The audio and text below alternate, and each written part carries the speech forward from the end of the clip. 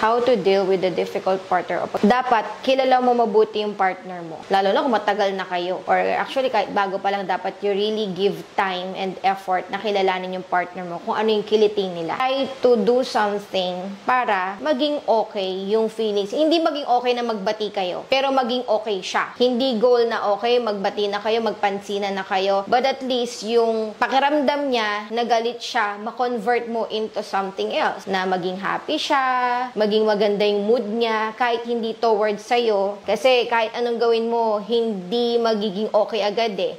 Hindi magiging okay yung feelings niya towards sa'yo. So might as well change his mood. Ano ba? So in my case, in your case, minsan, ano yung, alam mo yung, ano yung kiliti ko na alam mo? Siguro yun nga, kahit hindi ka naman talaga gutom, pero maghahain ako ng food na alam kong gusto mo. Comfort food, kung ano yung comfort food niya. Hindi masyadong literal kasi sa akin yung ano. A way to a man's heart is through his stomach. Yeah, literal talaga na ganun. May kailangan... Kung ako pagkain ng makakapagpaiba ng mood ko, ikaw ano?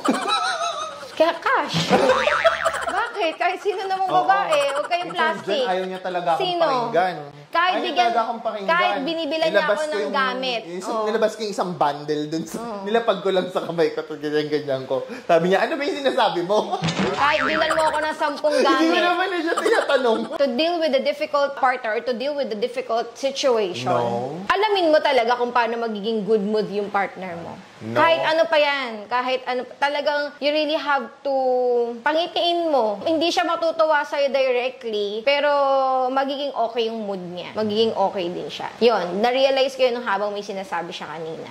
Okay, tama. Ang galing. Yun ba?